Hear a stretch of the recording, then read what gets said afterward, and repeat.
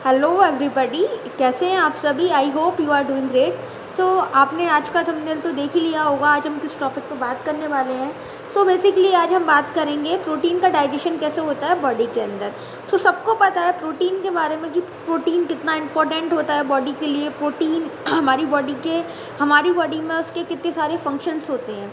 सो आज हम थोड़ा सा प्रोटीन के बारे में डिस्कस करेंगे। देन हम बताएंगे कि प्रोटीन का डाइजेशन बॉडी में कैसे होता है, प्रोटीन का पाचन कैसे होता है। सो गाइस, सबसे पहले हम जान लेते हैं थोड़ा सा प्रोटीन के बारे में। प्रोटीन के बारे में आप सबको पता है कि प्रोटीन हमारी बॉडी में कितना कितना इंपॉर्टेंट रोल प्ले करता है, लेकिन फिर भी हम थोड़ा सा और डिटेल में देखेंगे प्रोटीन के बारे में कि प्रोटीन होता क्या है। सो गाइस, सबसे पहले हम बात कर लेते हैं कि जब प्रोटीन का डाइजेशन होता है, प्रोटीन डाइजेस्ट होता है तो बॉडी के 2 पार्ट्स में होता है। जैसे कि जो हमारा डाइजेशन सिस्टम होता है उसके जो पार्ट्स होते हैं, उसके कई सारे पार्ट्स होते हैं। वो हम जब डाइट में प्रोटीन को लेते हैं तो वो प्रोटीन बॉडी के सारे पार्ट से गुजरता हुआ स्टमक में जाता है और स्टमक में उसका डाइजेशन होता है। देन उसका इंटेस्टाइन में डाइजेशन होता है। इंटेस्टाइन में डाइजेशन के बाद वो ब्लड में चला जाता है, मतलब एब्जॉर्ब होने के बाद ब्लड में चला जाता है और ब्लड के थ्रू पूरी बॉडी में जहाँ जहाँ प्रोटीन का काम है वो वहाँ चला जाता है। सो गाइस, ये था एक ओवरव्यू कि प्रोटीन प्रोटीन का डाइजेशन कैसे होता है। सो प्रोटीन के डाइजेशन के लिए बहुत सारे एंजाइम्स होते हैं जो कि इंपॉर्टेंट होते हैं। विदाउट एंजाइम्स प्रोटीन डाइजेस्ट नहीं हो सकता। अगर इन एंजाइम्स में कोई वेरिएशन आता है तो प्रोटीन के डाइजेशन में गड़बड़ी होती है। प्रोटीन डाइजेशन में वेरिएशन होता है जो कि हमारे लिए हार्मफुल है। सो गाइस, प्रोटीन जो ब्रेकडाउन होता है, प्रोटीन को डाइजेस्ट करने के लिए प्रोटीन का ब्रेकडाउन होना बहुत ज़रूरी है। जब तक प्रोटीन ब्रेकडाउन नहीं होगा तो उसका डाइजेशन नहीं होगा। कोई भी चीज़ हम खाते हैं वो डायरेक्टली डाइजेस्ट नहीं होती, उसका पहले छोटे छोटे पार्ट्स में ब्रेकडाउन होता है तब जाके वो डाइजेस्ट होती है। सो गाइस, प्रोटीन का जो ब्रेकडाउन है वो सबसे पहले अमाइनो एसिड्स में होता है। अमाइनो एसिड्स हमारी बॉडी के लिए एब्जॉर्बेबल थिंग्स होती हैं। प्रोटीन जो एब्जॉर्ब होता है वो अमाइनो एसिड्स के रूप में होता है। सबसे पहले हम देखेंगे कि प्रोटीन को जब हम च्यू करते हैं और उसको जो है निगलते हैं तो वो पेट में जाता है। पेट में जाने के बाद पेट में हमारे HCl होता है जिसको हम हाइड्रोक्लोरिक एसिड बोलते हैं, जो प्रोटीन को डीनेचर करने का काम करता है, अनफोल्डिंग करता है। प्रोटीन फोल्डिंग के रूप में हमारी बॉडी में पाया जाता है। प्रोटीन को टूटने के लिए उसका डीनेचर्ड होना बहुत ज़रूरी है। तो प्रोटीन स्टमक में हाइड्रोक्लोरिक एसिड के द्वारा डीनेचर्ड होता है और अनफोल्ड होता है। उसके बाद उसमें एंजाइमेटिक प्रतिक्रिया होती है, रिएक्शन होता है और उसका एंजाइमेटिक डाइजेशन होता है जो कि पेप्सिन के द्वारा होता है।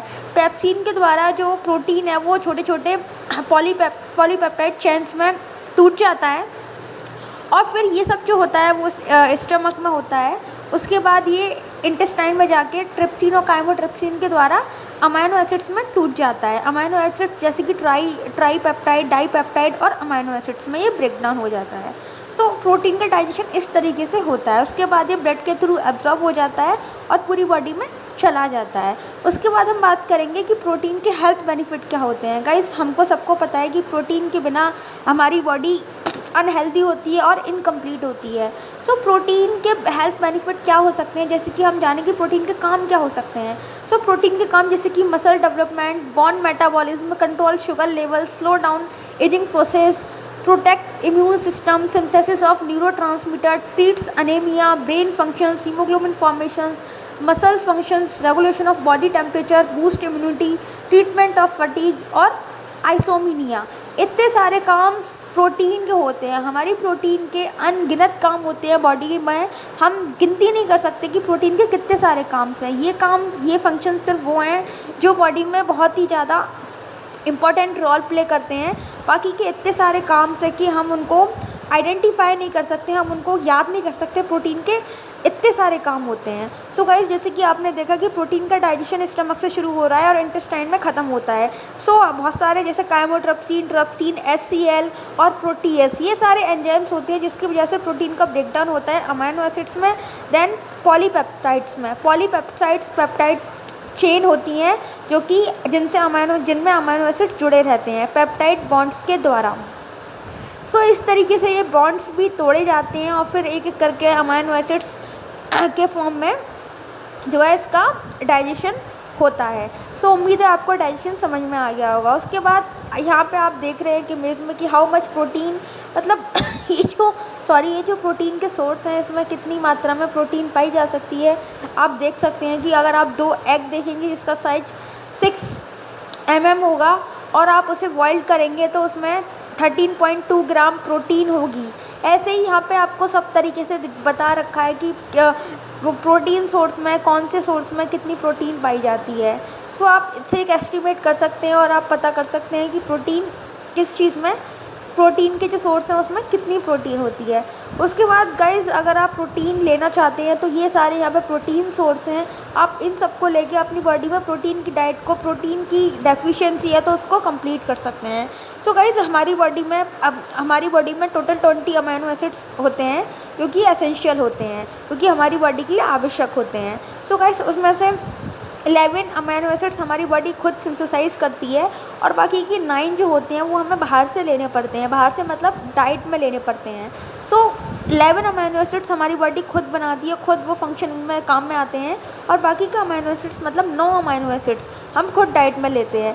सो हमें डाइट में जो प्रोटीन 9 जो रहते हैं, जो हमें लेने चाहिए, तो ये सारी चीज़ें हैं प्रोटीन की, इसमें हमें वो 9 अमीनो एसिड्स मिल जाते हैं और इनके थ्रू वो 9 अमीनो एसिड्स का हम सेवन कर सकते हैं और उसको अपनी डाइट में ले सकते हैं, जिससे कि जो बॉडी की प्रोटीन फंक्शनिंग होती है वो प्रॉपर हो सके।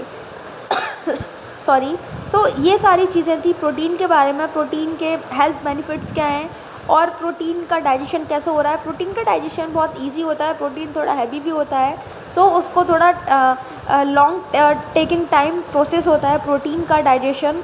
तो प्रोटीन का प्रोसेस लॉन्ग होता है लेकिन ईजीली भी होता है। सो इस तरीके से प्रोटीन का डाइजेशन होता है, जैसे कि हमने बात की।